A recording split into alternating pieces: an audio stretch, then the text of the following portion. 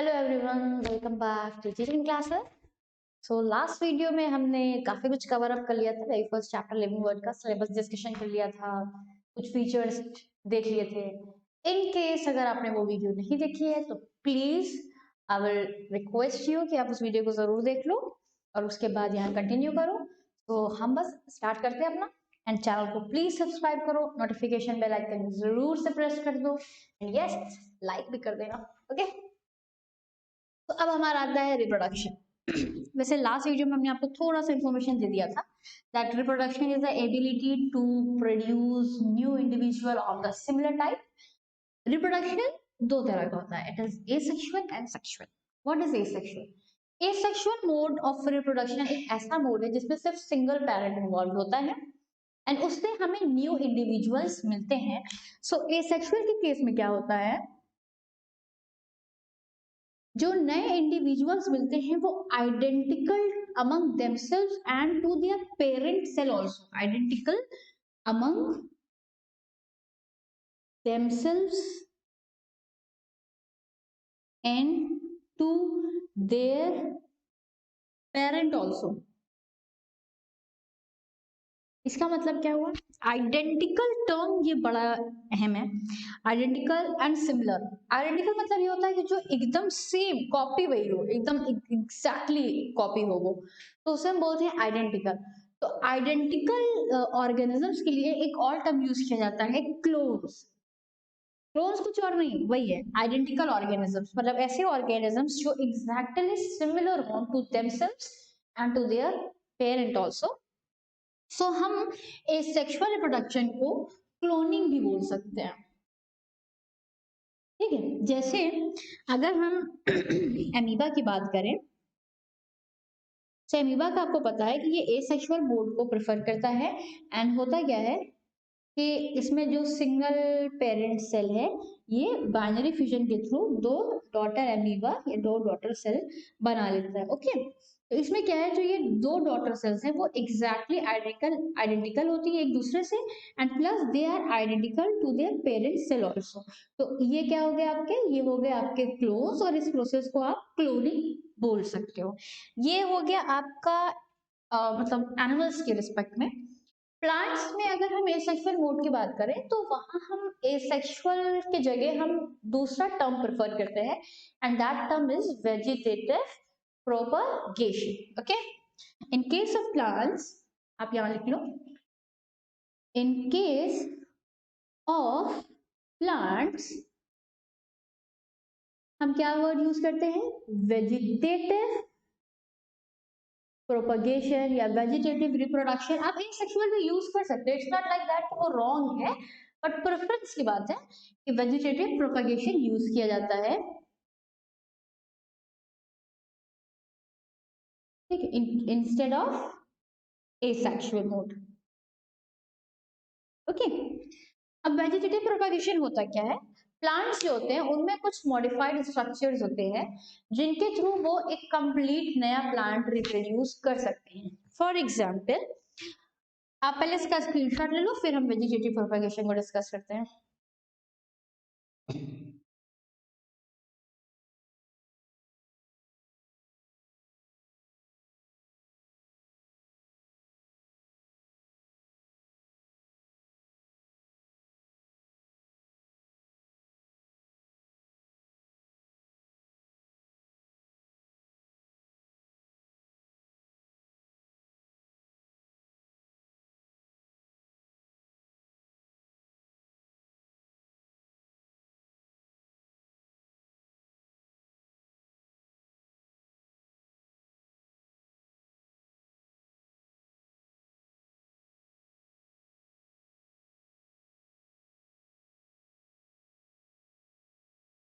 तो what is vegetative propagation?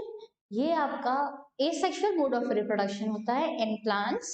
इसमें क्या होता है, प्लांट्स में कुछ स्पेशलाइज्ड या मॉडिफाइड प्लांट पार्ट्स होते हैं who have the ability, modified plant parts होते हैं जिनको हम वेजिटेटिव प्रोपग्यूल बोलते हैं, वेजिटेटिव प्रोपग्यूल यूनिट्स। ठीक है। तो ये जो वेजिटेटिव प्रोपाग्यूल होते हैं, they have the ability to reproduce a new plant. ठीक है, इसका एग्जाम्पल आप देख लो। अगर हम पोटैटो की बात करते हैं, तो पोटैटो में आपको पता है कि जो पोटैटो आपका इस तरह का होता है, उसमें जो इस तरह से स्ट्रक्चर्स होते हैं जिनको आप आइज बोलते हो, ये ट्यूबर है। पोटैटो क्या होता है, मॉडिफाइड है, इसको आप ट्यूबर बोलते हो।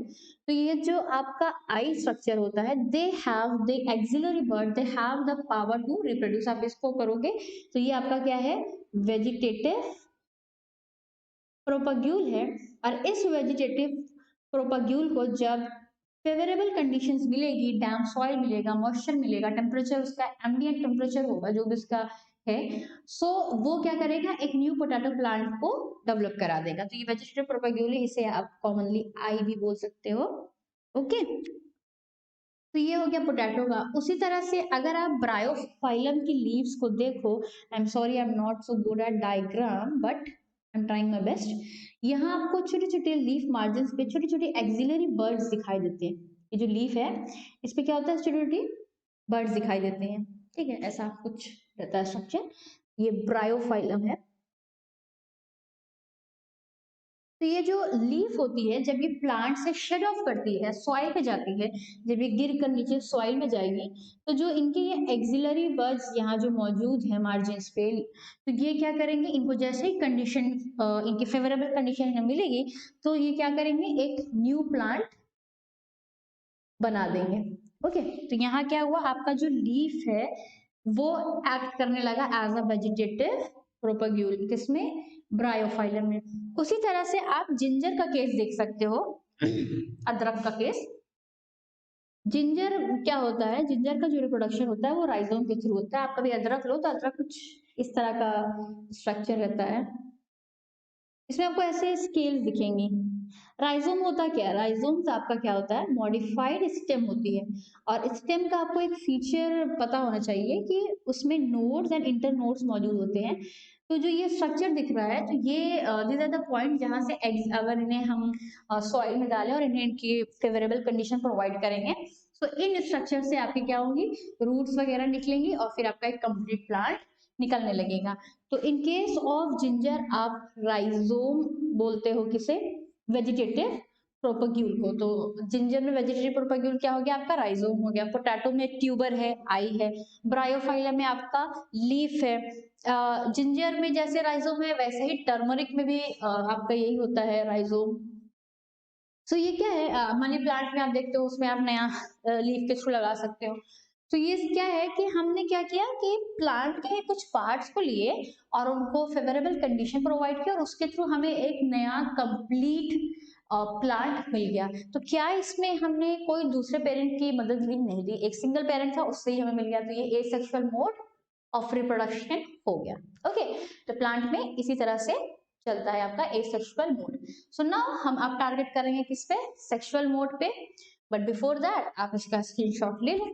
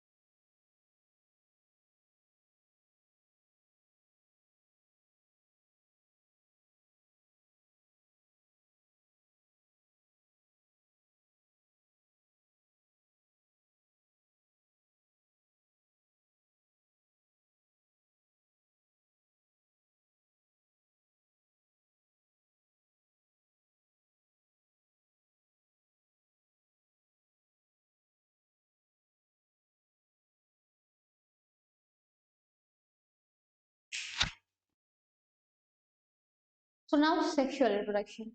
सेक्सुअल रिप्रोडक्शन में क्या होता है, आपके टू पेरेंट्स इन्वॉल्व होते हैं।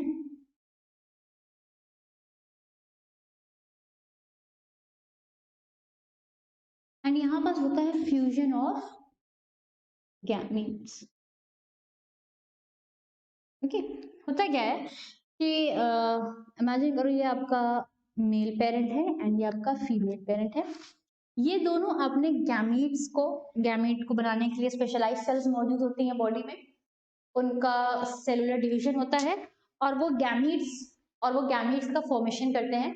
और ये जो गैमीट्स होते हैं, male gamete and female gamete, वो आके क्या करते हैं, आपस में फ्यूज कर जाते हैं और एक नया सेल बनाते हैं जिसे हम जाइगोट बोलते हैं।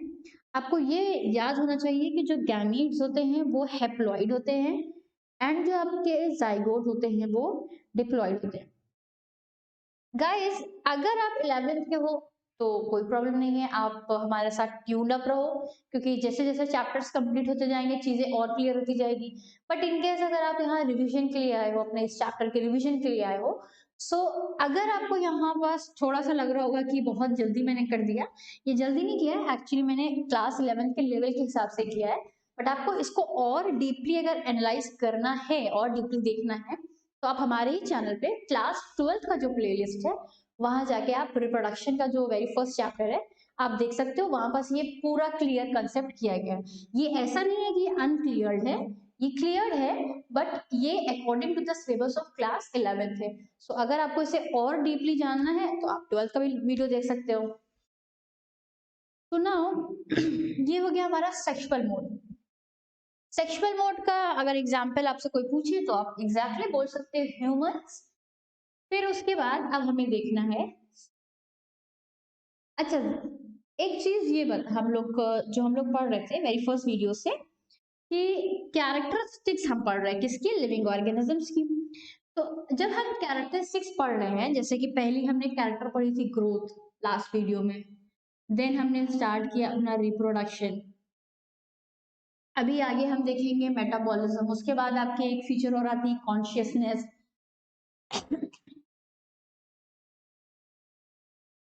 ये आपका मेटाबॉलिज्म हो गया। अभी एक फीचर और आपको पढ़ना है, कॉन्शियसनेस, ठीक है। तो ये जो सारे फीचर्स हैं इनमें हम क्या देख रहे हैं कि ये फीचर सिर्फ लिविंग में है या नॉन लिविंग में है, ये फीचर सिर्फ लिविंग में है कि नॉन लिविंग में है या हर लिविंग में है।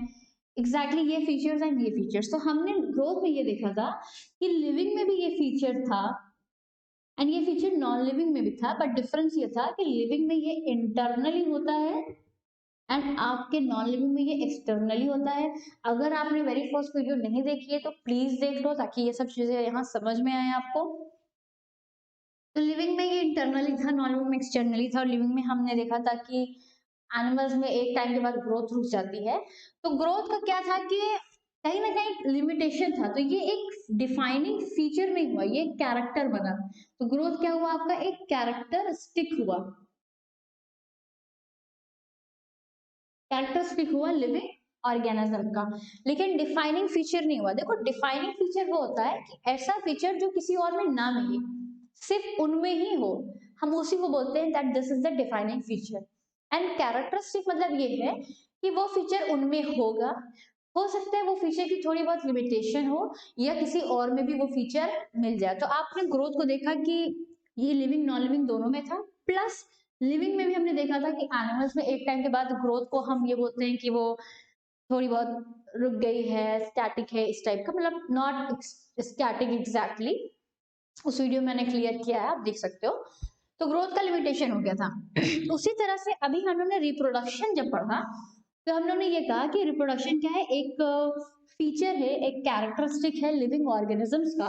लेकिन देखो रिप्रोडक्शन क्या है, एक एबिलिटी है to reproduce, okay, but there are certain type of organisms who are not able to reproduce but still we consider them as living organisms. कई सारे ऐसे ऑर्गेनिजम्स हैं जो रिप्रोड्यूस नहीं कर सकते, बट फिर भी उन्हें हम लिविंग ऑर्गेनिज्म कंसिडर करते हैं, जैसे कि स्टेराइल ह्यूमन बींग्स।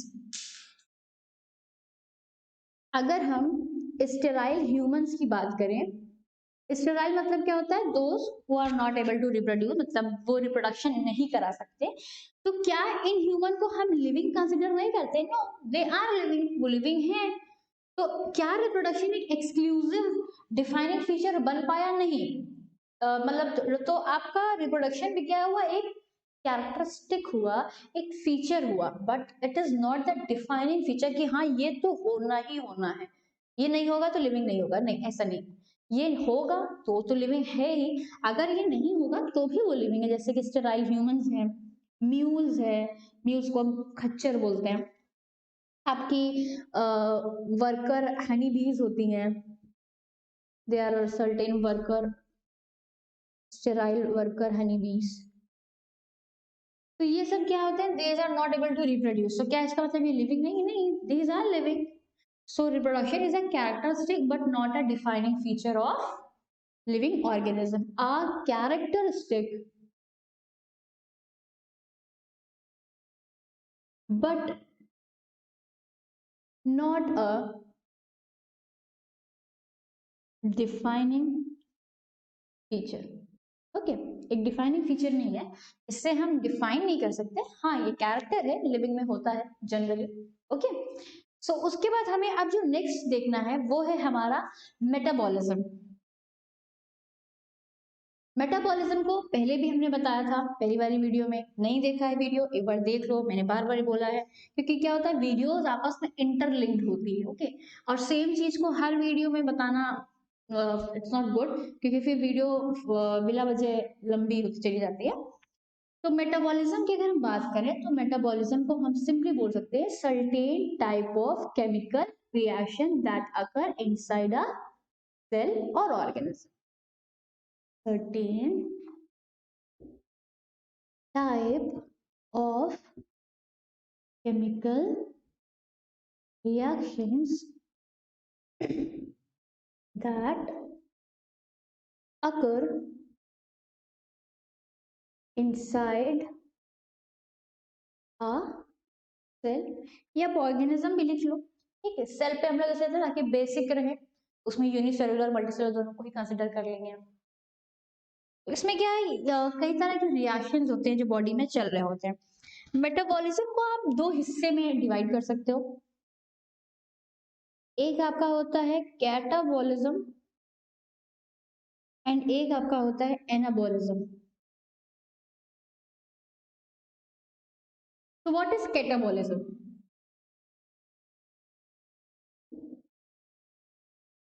कैटाबॉलिज्म आपके ब्रेक डाउन केमिकल रिएक्शंस या ब्रेक डाउन प्रोसेसेस होते हैं, मतलब ऐसे प्रोसेस जिसमें चीजों को तोड़ी जाएगी, कैटा तोड़ी जाएगी, ब्रेक डाउन प्रोसेसेस। कैसे ये समझ में आएगा? अगर हम डाइजेशन की बात करें तो डाइजेशन में क्या होता है, आप कॉम्प्लेक्स फूड को तोड़ते हो, कॉम्प्लेक्स फूड को आप तोड़ते हो। आपने कार्बोहाइड्रेट खाया तो आप उसको ग्लूकोज में कन्वर्ट करते हो, आपने प्रोटीन लिया आप उसको पेप्टाइड्स में कन्वर्ट करते हो, आपने फैट लिया आप उसको फर्दर ग्लिसरॉल वगैरह में कन्वर्ट करते हो। तो आप क्या करते हो, जो कॉम्प्लेक्स चीजें हैं उनको तोड़ के सिंपलर में कन्वर्ट करते हो। आप कॉम्प्लेक्स मॉलिक्यूल को तोड़कर सिंपलर मॉलिक्यूल्स में कन्वर्ट करते हो।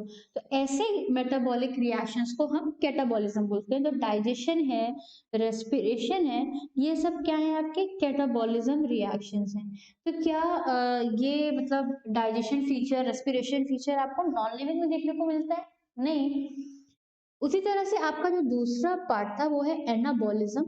एनाबॉलिज्म जो होता है वो बिल्डिंग अप रिएक्शंस होते हैं। इसमें क्या होता है, एग्जैक्टली अपोजिट कर दो, बिल्डिंग अप होते हैं एंड सिंपलर मॉलिक्यूल से कॉम्प्लेक्स मॉलिक्यूल देते हैं।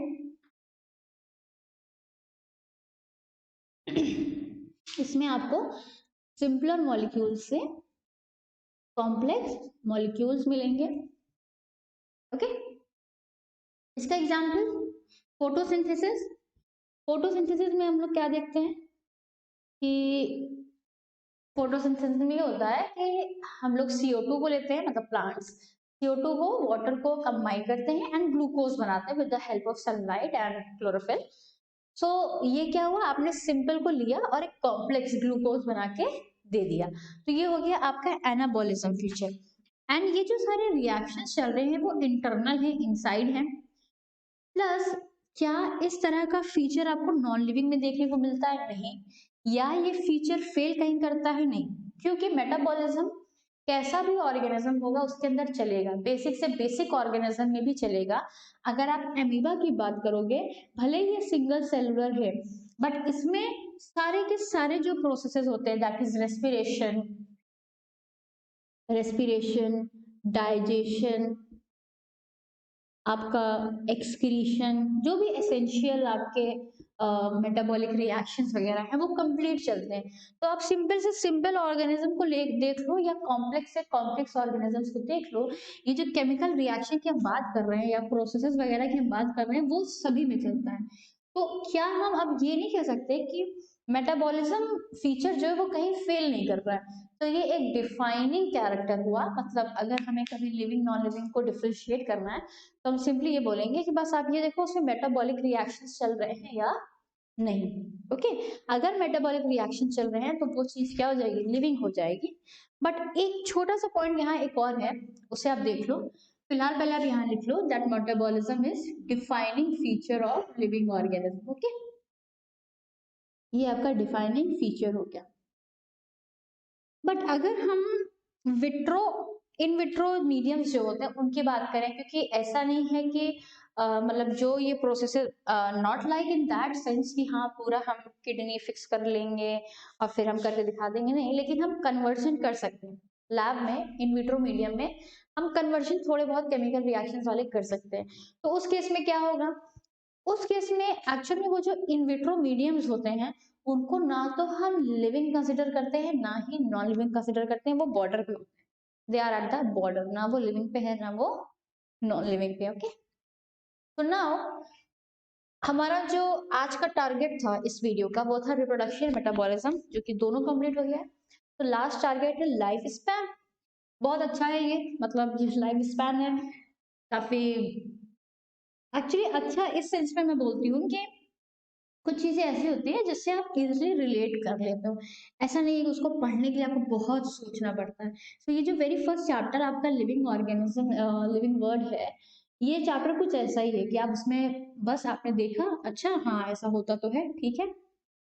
Okay, so now the last point of this video that is life span. Life span मतलब क्या है, लाइफ पीरियड, मतलब जो ये लाइफ साइकिल है वो चलती कैसी है, उसमें क्या क्या फेजेस आते हैं उसको डिस्कस किया जाता है। तो लाइफ स्पैन को अगर आपको लिखना है तो आप सिंपली ऐसे करो, आप लाइफ में क्या होता है, सबसे पहले बर्थ होता है, बर्थ के बाद क्या होता है, ग्रोथ होती है, ठीक है। ग्रोथ तो खैर मतलब लगातार पूरे इंटायर लाइफ में उनकी चलनी ही है।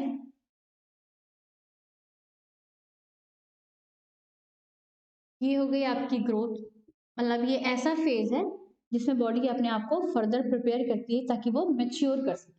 देन आपकी आती है मेच्योरिटी। अच्छा, बायोलॉजिकली अगर हम मेच्योरिटी की बात कर रहे हैं तो बायोलॉजी में मेच्योरिटी का मतलब कुछ और नहीं बल्कि रिप्रोडक्शन है। मतलब ऐसे ऑर्गेनिजम्स जब अपने लाइफ के उस स्टेज पे पहुंचते हैं जहां they are able to reproduce, तो बायोलॉजिकली हम उसे मेच्योरिटी बोलते हैं। देन उसके बाद क्या होता है, एजिंग स्टार्ट हो जाती है। आप एजिंग को सेनेसेंस भी बोल सकते हो। एंड अल्टीमेटली जो एंड पॉइंट होता है वो होता है डेथ। ओके, तो ये है लाइफ स्पैन। किसी भी ऑर्गेनिज्म की आप बात कर लो तो कुछ इसी तरह से लाइफ स्पैन चलती है, चाहे वो यूनिसेलुलर हो, चाहे मल्टी सेलुलर हो, चाहे एनिमल्स की बात करो, चाहे प्लांट्स की बात करो। ओके, सेम तरीके से चलती है। तो आप इसका स्क्रीनशॉट ले लो। आई होप गाइस कि आपको कंसेप्ट क्लियर हुआ होगा और आपको वीडियो भी अच्छी लगी होगी। तो बस लाइक कर दीजिए, शेयर कर दीजिए, एंड यस सब्सक्राइब जरूर से कर लीजिए और अपनी पढ़ाई अच्छे से कीजिए। Thank you.